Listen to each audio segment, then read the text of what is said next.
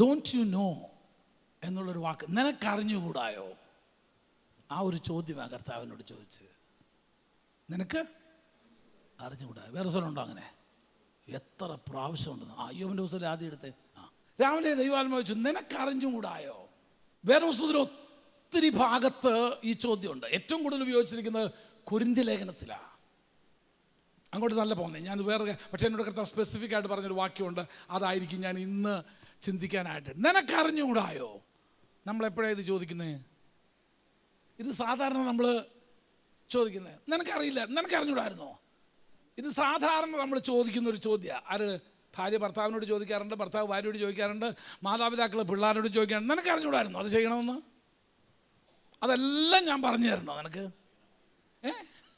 അതൊക്കെ ഞാൻ പറഞ്ഞു തരണം? ഇങ്ങനെ എല്ലാം ഇങ്ങനെ അല്ലേ തരണോ? നിനക്കറിഞ്ഞൂടായിരുന്നോ? നമ്മൾ സാധാരണ ചോദിക്കുന്നൊരു ചോദ്യമാണ് ഇത്. ഇത് തന്നെ ദൈവം ചോദിച്ചത്. Don't you know? നിനക്കറിയില്ലായിരുന്നോ? അപ്പം ദൈവം നമ്മൾ അറിയണമെന്ന് ആഗ്രഹിക്കുന്ന ചില കാര്യങ്ങൾ ഉണ്ട്. നീ ഇത് അറിഞ്ഞിരിക്കണം. അതറിയാതെ പ്രവർത്തിക്കുമ്പോഴാ ജീവിക്കുമ്പോഴാണ് ഈ ചോദ്യം പ്രസക്തമായി വരുന്നത്. Don't you know? നിനക്കറിയത്തില്ലായിരുന്നോ? ഞാനൊരു കാര്യം ചോദിച്ചോട്ടെ, ദൈവം നമ്മളോട് ഇത് ചോദിക്കുമോ? സാറിപ്പോൾ എങ്ങോട്ടാണ് പോകുന്നതെന്ന് എനിക്കറിയാം. നിങ്ങൾ ഉദ്ദേശിച്ചത് എന്നാ ഞാൻ പറയാം. ദശാംശം കൊടുക്കണമെന്ന് എനിക്കറിയത്തില്ലായിരുന്നോ? ദൈവം നിന്നെ മാനിച്ചത് എന്തിനാന്ന്? നിന്നെ അനുഗ്രഹിച്ചത് എന്തിനാന്ന്? നിന്റെ ഇടത്തും വലതും കിടന്നും കൊറോണ പിടിച്ച ചത്തുപോയപ്പോൾ നിന്നെ മരണത്തിന് ഏൽപ്പിച്ചു കൊടുക്കാതെ നിന്നെ വിടിപ്പിച്ചത് എന്തിനാന്ന്? നിന്റെ കൂടെ പഠിച്ചവനൊക്കെ തെക്കോട്ടും വടക്കോട്ടും നടക്കുമ്പോൾ നിന്നെ ദൈവം എത്ര മാനിച്ചത് എന്തിനാന്ന്? നിനക്കറിഞ്ഞുകൂടായിരുന്നോ? ദൈവം നമ്മളെ നോക്കി നമ്മുടെ ജീവിതത്തിൻ്റെ ഏത് വിഷയത്തോടുള്ള ബന്ധത്തിൽ ദൈവം പറയും, നിനക്കറിഞ്ഞുകൂടായിരുന്നോ? നീ ഇത് ചെയ്യാഞ്ഞത് നിനക്കറിയാഞ്ഞിട്ടാണോ?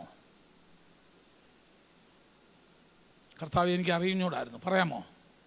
ഇന്ന് ഞായറാഴ്ച ആരാധനയ്ക്ക് വരുന്നത് നിനക്കറിയത്തില്ലായിരുന്നു? പത്തരയ്ക്ക് ആരാധന കൊടുക്കുമ്പം പത്തരയ്ക്ക് തന്നെ എത്തണമെന്ന് നിനക്കറിയത്തില്ലായിരുന്നു?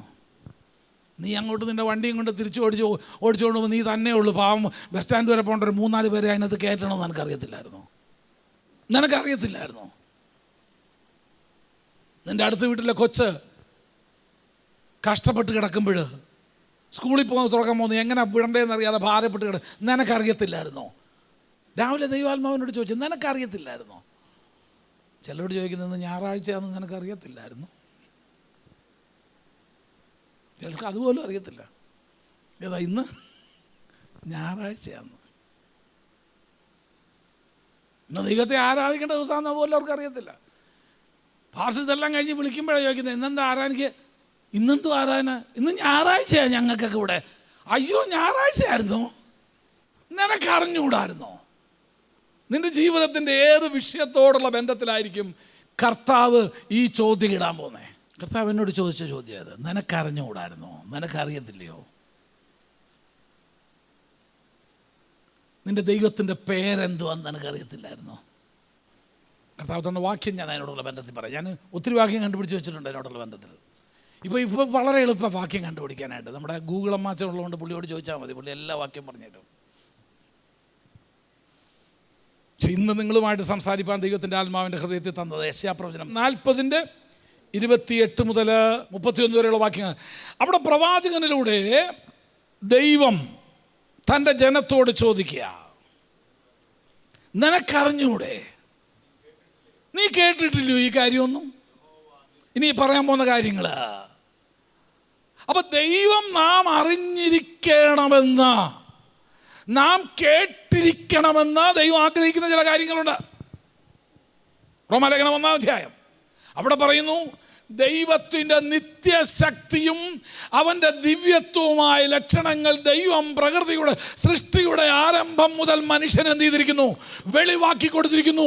ഒരു മനുഷ്യനും പ്രതിവാദമില്ലാതിരിക്കേണ്ടതിന് തന്നെ. ദൈവത്തെ അറിഞ്ഞില്ലെന്ന് ആരും പറയാതിരിക്കേണ്ടതിനാ ദൈവം എന്ത് ചെയ്തിരിക്കുന്ന അറിയാമോ?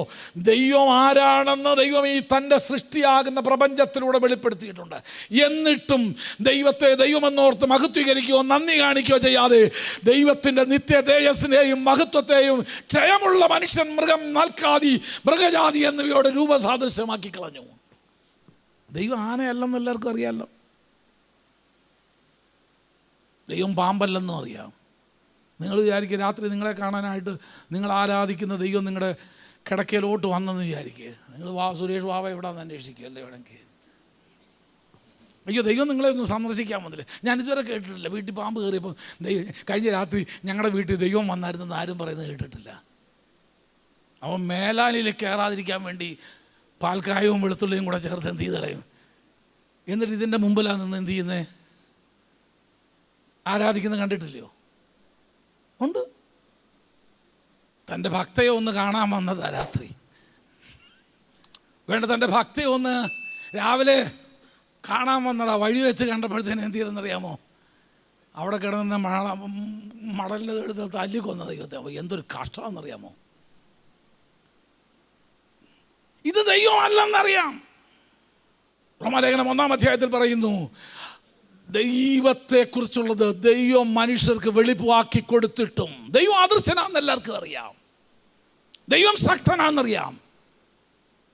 അവൻ്റെ ദിവ്യത്വവും അവൻ്റെ ദിവ്യശക്തിയും അവൻ്റെ മഹത്വവും ദൈവം ലോകത്തിൽ വെളിവാക്കി കൊടുത്തിട്ടും ദൈവത്തെ ദൈവമെന്നോർത്ത് മഹത്വീകരിക്കാതെ ദൈവത്തിൻ്റെ മഹത്വം ക്ഷയമുള്ള മനുഷ്യൻ, മൃഗം, നാൽക്കാലി എന്നിവയുടെ രൂപസാദൃശ്യമാക്കി മാറ്റിക്കളഞ്ഞു. നിനക്കറിഞ്ഞുകൂടായോ? നീ കേട്ടിട്ടില്ലയോ നിന്റെ ദൈവം ആരാണെന്ന്? നിന്റെ ദൈവം ഇതല്ലെന്ന് നിനക്കറിയാമല്ലോ. ഇങ്ങനല്ല ദൈവത്തിൻ്റെ രൂപം. ഇനി രാത്രി എങ്ങാനും വെളിപ്പെട്ടെന്ന് വിചാരിക്കേ. പോട്ടെ, മറ്റേ ആളെ ഞാൻ മാറ്റി വെച്ചേക്കുന്ന. തനി രൂപത്തിൽ നിന്റെ അവിടെ വീണ് കാറി കൂകത്തില്ലേ അവിടെ? പിന്നെ അതിറക്കാൻ ഞങ്ങളുടെ അടുക്ക് കൊണ്ടുവന്ന ഒത്തിരി കേസ് എനിക്കറിയാം. കണ്ടു പേടിച്ചതാന്ന്. എന്തോ കണ്ടു പേടിച്ച്? നിനക്കറിയത്തില്ലയോ സത്യദൈവം ഏതാണെന്ന്? നീ കേട്ടിട്ടില്ലയോ ഈ ദൈവം അക്ഷയനായ ദൈവമെന്ന്? റോമാലേഖനക്കാരൻ അത് പറയുന്നത് എത്ര എന്നെ രസകരമായ അവൻ ചിത്രീകരിക്കുന്നതെന്നറിയാമോ? എന്നിട്ടും അവർ ദൈവത്തിൻ്റെ തേജസ്സിനെ, അക്ഷയനായ ദൈവത്തിൻ്റെ തേജസ്സിനെ മൃഗത്തോട് തുല്യനാക്കി കളഞ്ഞു. എന്നിട്ട് അപ്പം ദൈവത്തെക്കുറിച്ച് നാം അറിയണമെന്ന് ആഗ്രഹിക്കുന്ന ചില കാര്യങ്ങളുണ്ട്. പ്രവാചകനിലൂടെ വിളിച്ചു പറയുക. ഒന്ന്, അവിടെ പറയുക 40-ാം അധ്യായത്തിൽ, യെശയ്യാപ്രവചനം 40-ാം അധ്യായത്തിൻ്റെ 28 മുതലുള്ള വാക്യങ്ങളിൽ ദൈവം ജനജനമാകുന്ന ഇസ്രായേലിനോട് സംസാരിക്കുകയാണ്. വായിച്ചോ. യഹോവ നിത്യദൈവം. വെയിറ്റ്, ആദ്യം മനസ്സിലാക്കേണ്ടത് യഹോവ ആരാ? നിത്യദൈവമാ. ആൾ ദൈവങ്ങൾ പലതും 30 വർഷത്തേക്കോ 40 വർഷത്തേക്കോ ആയിരിക്കും. ഇവിടെ എൻ്റെ ഒരാളെ പോയി കാണാനായിട്ട് ഒരു കാലത്ത് ആ ഗ്രാമത്തിലെ ആൾ ദൈവമായിരുന്നു പുള്ളി. ആളുകൾ മുഴുവനും പൂജയും എല്ലാം അർപ്പിച്ചുകൊണ്ടിരുന്ന ഒരു മനുഷ്യനാണ്. അദ്ദേഹത്തിന് പെട്ടെന്ന് അൽഷിമേഴ്സ് പിടിച്ചു. എന്ന് പറഞ്ഞാൽ എന്തോ അൽഷിമേഴ്സ് എന്ന് പറഞ്ഞ രോഗം എന്തോ അറിയത്തില്ലോ, മറവിരോ, ആരാന്ന് പുള്ളിക്ക് തന്നെ അറിയത്തില്ല. ഇന്നലെ വരെ ദൈവമായിരുന്നവനിപ്പോൾ എന്തുവാ സ്വന്തം പേര് പോലും ഓർമ്മയില്ല. അമ്മ ആരാന്നറിയത്തില്ല, മക്കൾ ആരാന്നറിയത്തില്ല, ഭക്ഷണം ഏതാണെന്നറിയത്തില്ല. അതുകൊണ്ട് ദൈവത്തെ പിടിച്ച് എന്ത് ചെയ്തിരിക്കുക? ചങ്ങലക്കിട്ട് മരുന്നും കൊടുത്തിട്ടിരിക്കുക. അപ്പോൾ ആരാ ദൈവം? അതാണോ ദൈവം? ദൈവത്തിന് മരുന്ന് കൊടുക്കുന്നവനാണോ ദൈവം? അത്രയും ചോദിച്ചാൽ അങ്ങോട്ടും വിടുക. ഞാൻ എന്താ സംഭവം? അവൻ നിത്യദൈവമാ എന്ന് പറഞ്ഞാൽ എൻ്റെ അർത്ഥം എന്നാ? ആദിയില്ലാത്തവൻ, അന്ത്യമില്ലാത്തവൻ, അനാദിയായവൻ. അവൻ നിത്യദൈവം. ഇസ്രായേലിനോട് പറയാണ്, ഇസ്രായേലെ, you should know the uniqueness and the magnanimity of your God. നിന്റെ ദൈവം ആരാണെന്നുള്ളൊരു ബോധ്യം നിനക്കുണ്ടായിരിക്കണം. അവൻ നിത്യദൈവമാ. ഉൽപ്പത്തി പുസ്തകത്തിൽ നിന്ന് അന്ന് മുതൽ അവർ നിത്യനായ ദൈവത്തിൻ്റെ നാമത്തിലുള്ള ആരാധന തുടങ്ങിയെന്നാണ് പറയുന്നത്. നമ്മുടെ ദൈവം നിത്യദൈവമാണ്. അവനെ ആരും ദൈവമാക്കിയതല്ല. അവൻ ദൈവമാ. അവനെ ആരും ദൈവം ആക്കിയതല്ല. ഇന്ന് കാണുന്ന പല ആൾ ദൈവങ്ങളും ജനിച്ചപ്പം ദൈവം അല്ലായിരുന്നല്ലോ. പേരൊന്നും ഞാൻ പറയുന്നില്ല ആരുടെയും. ജനിച്ചപ്പോൾ അല്ലായിരുന്നു. പക്ഷെ എൻ്റെ ദൈവം അങ്ങനത്തെ ദൈവമല്ല. ബൈബിളിലെ ദൈവം അങ്ങനല്ല. അവൻ നിത്യ ദൈവമാണ്. എൽ ഒലാം, നിത്യനായ ദൈവം. നിനക്കറിഞ്ഞുകൂടെ നിന്റെ ദൈവം നിത്യ ദൈവമാണെന്ന്? അതുകൊണ്ടുള്ള ഗുണം എന്നാണെന്നറിയാമോ? സങ്കീർത്തനക്കാരൻ തലമുറ തലമുറയായി ഞങ്ങളുടെ സങ്കേതമാവന്. ഞങ്ങളുടെ പിതാക്കന്മാരുടെ കാലത്ത്, അതിന് മുമ്പിലത്തെ കാലത്ത് ഞാനൊരു കാര്യം പറയുന്നത്, 2 തലമുറ മുമ്പ് കാണാത്ത പല ദൈവങ്ങൾ ഇന്നുണ്ട്. 2 തലമുറ മുമ്പ് കാണാത്ത പല ദൈവങ്ങൾ ഇന്നുണ്ട്. 2 തലമുറയ്ക്ക് മുമ്പ് അങ്ങനെ ഒരു ദൈവത്തിൻ്റെ പേരേ അവരെന്ത് ചെയ്തിട്ടില്ല, കേട്ടിട്ടില്ല. എന്നാൽ ബൈബിളിലെ ദൈവം നിത്യദൈവമാണ്. സങ്കീർത്തനക്കാരൻ പറയുന്നു, തലമുറ തലമുറയായി ഞങ്ങളുടെ സങ്കേതമായിരിക്കുന്ന ദൈവം. ഞങ്ങളുടെ പിതാക്കന്മാരുടെ കാലത്ത്, അതിന് മുൻപ് എത്ര തലമുറ വരെ പുറകോട്ട് പോകാമോ ആ തലമുറ മുഴുവനും, ഇനി എത്ര തലമുറ വരുമോ ആ തലമുറയ്ക്കും ദൈവമായിരിക്കുന്ന ഒരുവനാ നമ്മുടെ ദൈവം. നിനക്കറിഞ്ഞൂടെ? നീ കേട്ടിട്ടില്ലേ? ശ്രദ്ധിച്ചേ.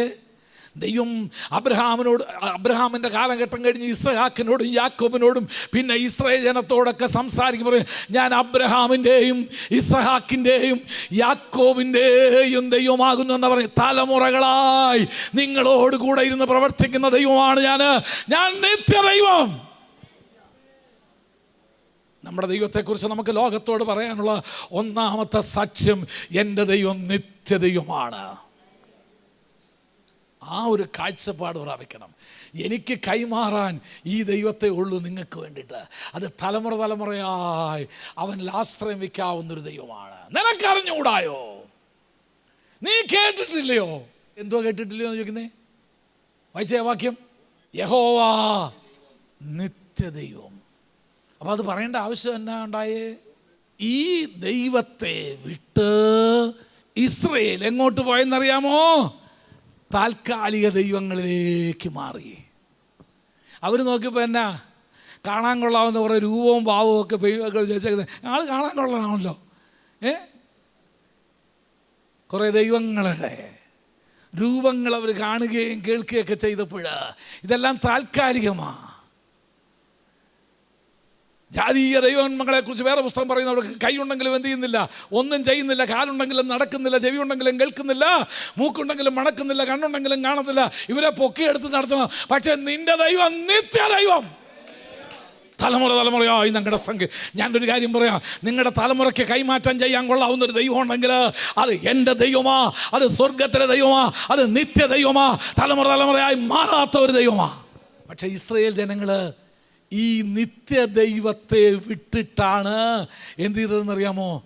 താൽക്കാലിക ദൈവങ്ങളിലേക്ക് അവരുടെ ആശ്രയം എന്ത് ചെയ്തത്, വെച്ചത്. അവരൊക്കെ ഇന്നലെ ജനിച്ചു വളർന്നവരാ. ദൈവത്തെക്കുറിച്ച് നാം അറിയേണ്ട ഒന്നാമത്തെ കാര്യം, അവൻ നിത്യദൈവം, തലമുറ തലമുറയായി മാറാത്തവൻ, ഗതിഭേദത്താൽ ആച്ഛാദനമില്ലാത്തവൻ. അവൻ ഇന്നലെ എന്ത് ചെയ്തോ അത് ഇന്നും ചെയ്യും, അവൻ നാളെയും ചെയ്യും. ഇന്നലെ അവൻ പാപികളെ രക്ഷിച്ചെങ്കിൽ ഇന്നും അവൻ പാപികളെ രക്ഷിക്കും, നാളെയും അവൻ പാപികളെ രക്ഷിക്കും. അവൻ നിത്യദൈവമാ, അവൻ്റെ സ്വഭാവത്തിന് മാറ്റമില്ല. അപ്പോൾ നിനക്കറിഞ്ഞുകൂടായോ? പ്രവാചകൻ വിളിച്ചു ചോദിക്കുക, നിനക്കറിയത്തില്ലേ the uniqueness and the magnanimity and the glory of your God? നിന്റെ ദൈവത്തിൻ്റെ മഹത്വവും നിന്റെ ദൈവത്തിൻ്റെ ശ്രേഷ്ഠതയും നിന്റെ ദൈവത്തിൻ്റെ മഹത്വവും നിനക്ക് അറിയത്തില്ലയോ? നീ മറന്നുപോയോ? എങ്ങനെ ഇത്ര പെട്ടെന്ന് നീ മറന്നേന്നാ ചോദിക്കുന്നത്? നിൻ്റെ ദൈവത്തിൻ്റെ മഹത്വത്തെക്കുറിച്ച്, നിൻ്റെ ദൈവത്തിൻ്റെ ശ്രേഷ്ഠതയെക്കുറിച്ച്, നിൻ്റെ ദൈവം ആരാണെന്നുള്ളതിനെക്കുറിച്ച് നീ എങ്ങനെ മറന്നുപോയി എൻ്റെ കുഞ്ഞെ? പ്രവാചകനിലൂടെ ദൈവം ഇന്ന് നമ്മളോട് അതിശക്തമായി ചോദിക്കുക, നിനക്കറിഞ്ഞുകൂടായോ? 2, ദൈവം നിത്യദൈവം. പിന്നെ He is the creator of the ends of the earth. രണ്ടാമത് പറയുന്നു, അവനാണ് ഭൂമിയുടെ അതിരുകളെ സൃഷ്ടിച്ചവൻ. രണ്ടാമത്തെ കാര്യം, He is the creator. അവൻ ആരാ? അവൻ നിത്യനായ ദൈവമാണ്, അവൻ ക്രിയേറ്ററും കൂടാ, അവൻ സൃഷ്ടികർത്താവും കൂടാ. നിൻ്റെ ദൈവം ആരാ? സൃഷ്ടികർത്താവ്. അബ്രഹാമിൻ്റെ ഭാഷ ഞാൻ കടമെടുത്താൽ പറയാം, ഇല്ലാത്തതിനെ ഉള്ളതിനെ പോലെ വിളിച്ചു വരുത്തുന്നവനവനാ. നിനക്ക് വേണ്ടി എന്തും സൃഷ്ടിക്കാൻ കഴിവുള്ളത്. ഞാൻ എപ്പോഴും ചിന്തിച്ചിട്ടുണ്ട്, ഈ ആദാമിനും ഹവ്വയ്ക്കും മാത്രം സൃഷ്ടിക്കുകയാണെങ്കിൽ ഇത്ര ഏക്കർ കണക്കിൻ്റെ ഭൂമി എന്തിനാ തമ്പുരാൻ ഉണ്ടാക്കിയെന്ന്. ഞാനൊരു വീട് പണിയെന്ന് വിചാരിക്കുക. ഞാനാ പണിതെന്ന് വെച്ച് കഴിഞ്ഞാൽ എന്ത് ചെയ്തേനെ, ഞങ്ങളാകെ ഞാനും ഭാര്യയും ഒരു മോനേ ഉള്ളൂ, വേണ്ട ഒരു ഗസ്റ്റ്, 3 ബെഡ്റൂമുള്ള ഇത് ഞാൻ ഉണ്ടാക്കത്തുള്ളൂ, കാരണം അതിൻ്റെ അപ്പുറം ആവശ്യമില്ലല്ലോ. തമ്പുരാൻ ആദാമിനും ഹവ്വയ്ക്കും വേണ്ടി സൃഷ്ടിക്കാനൊരു പാർപ്പിടം ഉണ്ടാക്കിയപ്പോഴാണ് ഈ ഭൂമി മുഴുവൻ അവന് വേണ്ടി ഉണ്ടാക്കിയതാ. വേദപുസ്തകം പറയുന്നു, ഭൂമിയെ പാഴായിട്ടല്ല സൃഷ്ടിച്ചത്, പാർപ്പിനായിട്ടാണ് സൃഷ്ടിച്ചതെന്ന്. 2, ആദാം ഹവ്വ മാത്രമേ ആ തോട്ടത്തിലും ഉണ്ടായിരുന്നു. ആ തോട്ടത്തിൻ്റെ വിസ്തീർണം എത്ര എന്ന് ആർക്കെങ്കിലും അറിയാമോ? എത്ര ഏക്കർ ഉണ്ടായിരുന്നു ഏതെങ്കിലും തോട്ടത്തിൻ്റെ വിസ്തീർണം? അറിയില്ല, എനിക്കും അറിയത്തില്ല. അതാ എന്തായാലും 1 ഏക്കറും 2 ഏക്കറൊന്നും അല്ലെന്ന് എനിക്കറിയാം. കാരണം സകല വൃക്ഷഫലാദികളും അതിനകത്തുണ്ടാവണമെങ്കിൽ ആകെ ഈ 2 എണ്ണത്തിന് പാർക്കാൻ എത്ര ദിവസം പാർത്തെന്നും നമുക്കറിയത്തില്ല. പാർക്കാനായിട്ട് ഇത്രയും വിസ്തൃതമായിരിക്കുന്നൊരു മനോഹര തോട്ടം ഉണ്ടാക്കി, സകല ഫലവൃക്ഷങ്ങളും അതിനകത്ത് ഉണ്ടാക്കി കൊടുത്തു. എന്തിനാ? He's the creator. ഞാനൊരു കാര്യം ചോദിക്കട്ടെ, അവർക്ക് വേണ്ടി ഇത്രയും നന്മയായത് ഇന്നും ആ ഏദൻ തോട്ടത്തെ പോലെ ശ്രേഷ്ഠകരമായ മറ്റൊരു തോട്ടം ഭൂമിയുടെ മുഖത്ത് ഇതുവരെ ഉണ്ടാക്കപ്പെട്ടിട്ടില്ല. ആ 2 പേർക്ക് വേണ്ടി ഈ അല്പകാലത്തേക്ക് ജീവിക്കാനായിട്ട് തമ്പുരാൻ ഇത്രയും മനോഹരമായൊരു തോട്ടം ഉണ്ടാക്കി കൊടുത്തെങ്കിൽ, എൻ്റെ കുഞ്ഞെ, നിനക്ക് വേണ്ടി എൻ്റെ ദൈവം ഒന്നും ചെയ്യത്തില്ലെന്നാണ് പറയുന്നത്. നമുക്ക് വേണ്ടിയാണ് പറഞ്ഞേക്കുന്നത്. അളവനൂൽ എനിക്ക് മനോഹര ദേശത്ത് വീണിരിക്കുന്നു. അതേ നല്ലൊരു അവകാശം.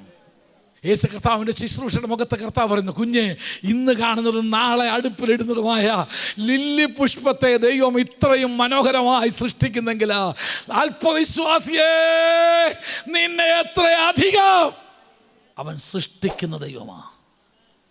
അവൻ സൃഷ്ടിക്കുന്ന ദൈവമാ. നിനക്കൊന്നാവശ്യമാണെന്ന് കണ്ടാൽ എൻ്റെ തമ്പുരാൻ നിനക്ക് വേണ്ടി അത് സൃഷ്ടിച്ചിരിക്കും എന്ന് വിശ്വസിക്കുന്നൊരു മനുഷ്യനാണ് ഞാൻ. നിനക്കത് ആവശ്യമാണെന്ന് പറഞ്ഞാൽ നിനക്ക് വേണ്ടി ദൈവം നിന്നെ സൃഷ്ടിക്കുന്ന ദൈവമാണ്. He is the creator. നിനക്കറിയാമോ, ജോസഫിനൊരു സ്വപ്നം നൽകി കൊടുത്തു. പക്ഷേ സ്വപ്നം പൂർത്തീകരിക്കേണ്ട സമയമായപ്പം വേക്കൻസി ഒന്നും അവിടെ ഇല്ല. രാജാവായി വാഴിക്കണ്ട ഇവനെ, കാരണം ഫറവോൻ അവിടെ രാജാവായിട്ട് വാഴുകയും ചെയ്യുന്നുണ്ട്. അപ്പോൾ ഇനി ഇവനെ കയറ്റി ആ സ്ഥാനത്ത് ഇരുത്താനും ഒക്കത്തില്ല. അപ്പോൾ തമ്പുരാൻ എന്ത് ചെയ്തെന്നറിയാമോ, അവിടെ വേറൊരു പോസ്റ്റ് ഉണ്ടാക്കി. ഭക്ഷ്യധാന്യങ്ങൾ സിവിൽ സപ്ലൈസ് കോർപ്പറേഷൻ പോലെ ഒരു പരിപാടി അന്ന് ഉണ്ടാക്കിയിട്ട് അതിൻ്റെ ചുമതല. ഞാനൊരു കാര്യം പറയാം എൻ്റെ കുഞ്ഞ്, ദൈവം നിനക്കൊരു ദർശനം തന്നിട്ടുണ്ടെങ്കിൽ, ദൈവം നിന്നോടൊരു കാര്യം പറഞ്ഞിട്ടുണ്ടെങ്കിൽ, നിനക്ക് വേണ്ടി തമ്പുരാൻ ഒരു പോസ്റ്റ് ക്രിയേറ്റ് ചെയ്യും. അതിനകത്ത് വേറെ ആരും ഫിറ്റ് ആവത്തില്ല. വേറെ 100 കണക്ക് ആപ്ലിക്കേഷൻ വന്നാലും നിൻ്റെ ആപ്ലിക്കേഷന് മാച്ച് ചെയ്യുന്ന ഒരു ആപ്ലിക്കേഷൻ ഉണ്ടായിരിക്കത്തില്ല. കാരണം ദാറ്റ് ഈസ് ഫോർ യു. നിനക്ക് വേണ്ടി ഉണ്ടാക്കിയ ക്രിയേറ്റ് ചെയ്തേക്കുന്ന ഒരു പോസ്റ്റാണ് അത്.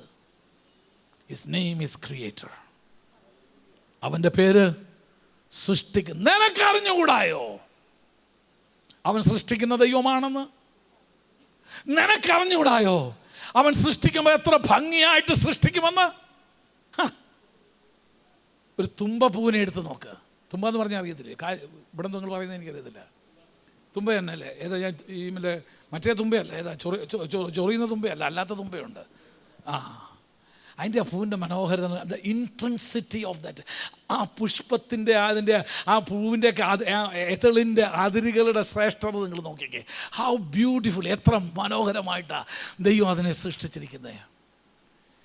എടാ, 24 മണിക്കൂർ പോലും ആയുസില്ലാത്ത പൂവിനെ ദൈവം തമ്പുരാൻ ഇത്രയും കെയർ കൊടുത്ത് ഇത്രയും സൂക്ഷ്മതയോടെ സൃഷ്ടിക്കുന്നെങ്കിൽ, അവൻ്റെ ചങ്കിലെ ചോര കൊണ്ട് അവൻ്റെ മണവാട്ടിയായിരിക്കാൻ വേണ്ടി, അവൻ്റെ കാന്തയായിരിക്കാൻ വേണ്ടി, അവനുമായി ഉഭയസമ്മതം ചെയ്ത നിനക്ക് വേണ്ടി ദൈവം കരുതത്തില്ലെന്നാണോ നീ പറയുന്നേ?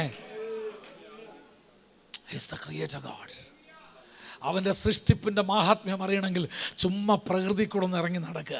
ചുമ്മാ എപ്പോഴും ടി വിയുടെ മുമ്പിൽ ഇരിക്കാതെ ഇടയ്ക്ക് മിറ്റത്തൂടൊക്കെ ഒന്ന് ഇറങ്ങി നടക്കുക. ഇടയ്ക്ക് പാർക്കിലൊക്കെ ഒന്ന് പോന്നിക്കുക. 1-4 മനുഷ്യനെങ്കിലും കാണരുത്. എല്ലാം ഇതിനകത്ത് നോക്കിയിരിക്കത്തേ ഉള്ളൂ. എപ്പോഴും മമ്മൂട്ടിയും മോഹൻലാലിനെയും നോക്കിക്കൊണ്ടിരിക്കുക. എപ്പം നോക്കിയാലും ഒന്ന് കളഞ്ഞു വെച്ച് നീ നല്ല ജീവനുള്ള പലരും മനുഷ്യൻ. അതൊക്കെ ചുമ്മാ അഭിനയമാണേ. നിങ്ങൾക്ക് തോന്നുന്നുണ്ട് അതൊക്കെ പുള്ളി അവരൊക്കെ കാണിക്കുന്ന അതിന് മുമ്പ് ഇരുന്ന് കരഞ്ഞുകൊണ്ടിരിക്കുക. എന്നിട്ട് കളഞ്ഞേച്ച് നീ റിയൽ ലൈഫിലൂടെ ഒന്ന് ഇറങ്ങി വാ. നീ റോഡിൽ കൂടെ ഒന്ന് നടക്കുക. ദൈവം തമ്പുരാൻ്റെ സൃഷ്ടിയെ നിനക്ക് കാണാം. എത്ര മനോഹരമായിട്ട് ദൈവം, he is the creator God. ദൈവത്തിൻ്റെ ഓരോ സൃഷ്ടി കാണുമ്പോഴും നിനക്ക് ദൈവത്തെ സ്തുതിക്കാനായിട്ട് കഴിയും. അവൻ്റെ മഹത്വത്തെ നിനക്കറിയാനായിട്ട് സാധിക്കും. How wonderful. സങ്കീർത്തനക്കാരന് അതുകൊണ്ട് നീ എത്ര ഭയങ്കര അതിശയം, എന്നെ തന്നെ സൃഷ്ടിച്ചതൊന്ന്. ആർട്ടിഫിഷ്യൽ ഡയാലിസിസ് വേണമെങ്കിൽ നിൻ്റെ കിഡ്നി ചെയ്യുന്ന ജോലി ചെയ്യാൻ വേണ്ടിയിട്ട് അങ്ങോട്ടൊന്ന് കയറി ചെന്നാൽ അതിന് പേടിയാവും നമുക്ക് ആ മെഷീൻ്റെ അടുക്ക് നിൽക്കാൻ. അതിനെയാണ് തമ്പുരാൻ വെട്ടിച്ചുരുക്കി ഒതുക്കി എന്ത് ചെയ്തെന്ന് പറയുമ്പോൾ ലിക്വിഡൈസ് ചെയ്തിട്ട് ഇതിൻ്റെ കിഡ്നിക്കകത്താക്കി ഇത് ഈ മെഷീൻ മുഴുവൻ ചെയ്യുന്നത്. എന്നാലെങ്കിലും തമ്പുരാനെ തുതിക്ക്. എല്ലാം പോകണം ഒരു പ്രാവശ്യം ഡയാലിസിസിന്. ശപിച്ചതൊന്നും അല്ല കേട്ടോ. കാണാനെങ്കിലും ആ മെഷീൻ എന്തുവാണെന്നൊന്ന് കാണണം. നീ അടുത്ത് നിന്നാ പേടി വരും നിനക്ക്. ഇത്രയും വലിയ മിഷൻ ചെയ്യുന്ന ജോലിയാണ് നിൻ്റെ ശരീരത്തിനകത്ത്. ആകെ ഇത്രയും പോന്ന ഒരു ഇതിനകത്ത് കൂടെ തമ്പുരാൻ എന്ത് ചെയ്തുകൊണ്ടിരിക്കുക.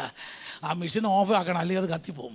ഇത് 24 മണിക്കൂർ നിന്ന് എത്ര ഭയങ്കരമായിട്ടാണ് ദൈവം തന്നെ സൃഷ്ടിച്ചിരിക്കുന്നത്. എത്ര അതിശയകരമായി ദൈവം തന്നെ നിനക്കറിഞ്ഞുകൂടായോ? How wonderfully you are created.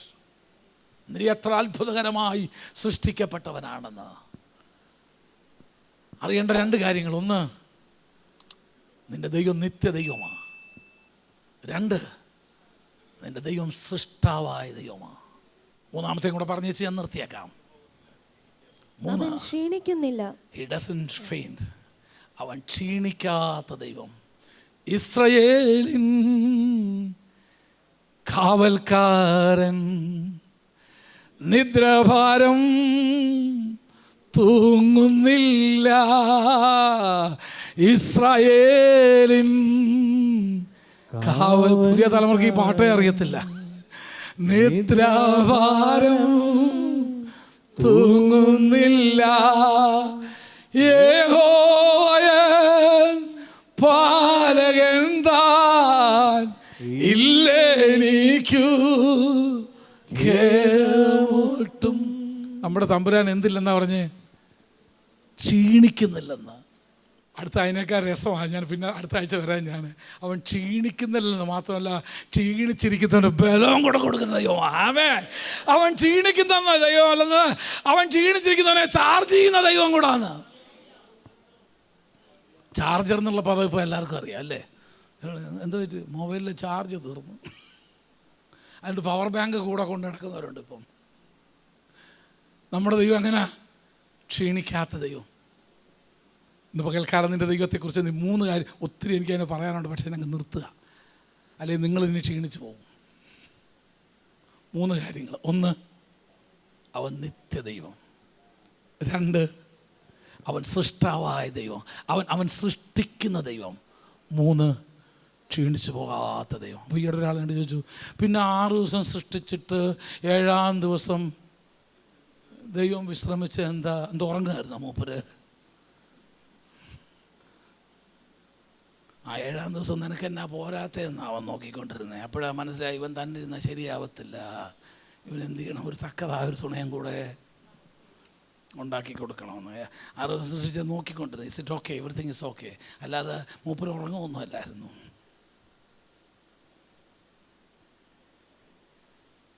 അവൻ ക്ഷീണിക്കാത്ത ദൈവം എന്ന് പറഞ്ഞതിൻ്റെ അർത്ഥം എന്നാ? എപ്പോൾ വേണമെങ്കിലും അവൻ്റെ അടുക്ക ചെല്ലാം, ഏത് സമയത്തും ചെല്ലാം, ഏതാവശ്യം പറഞ്ഞുകൊണ്ട് ചെല്ലാം. എല്ലാവരുടെ അടുക്കൽ നിന്ന് നമുക്ക് അങ്ങനെ പോകാനൊക്കത്തില്ല. പക്ഷേ ഇവൻ്റെ അടുക്കൽ എപ്പം വേണമെങ്കിലും ചെല്ലാം, ഏതാവശ്യമായിട്ട് ചെല്ലാം. അവൻ തന്നെ പറയുന്നു, യേശുനാഥ് അവൻ തന്നെ പറയുക, തക്ക സമയത്ത് കൃപ ലഭിക്കേണ്ടതിന് ധൈര്യത്തോടെ നിങ്ങൾ കൃപാസനത്തിനടുത്തേക്ക് വാ. നിനക്കറിഞ്ഞുകൂടായോ? നീ ക്ഷീണിക്കുമ്പോൾ നിനക്ക് എവിടെ നിൻ്റെ ദൈവം ക്ഷീണിക്കാത്ത ദൈവമാണെന്ന് നിനക്കറിഞ്ഞുകൂടായോ? നിൻ്റെ ദൈവം സൃഷ്ടാവായ ദൈവമാണെന്ന് നിനക്കറിഞ്ഞുകൂടായോ? നിൻ്റെ ദൈവം നിത്യദൈവമെന്ന്. ആ 3 അറിവെങ്കിലും ഉണ്ടെങ്കിൽ പിന്നെ നിൻ്റെ മുഖം വാടത്തില്ല.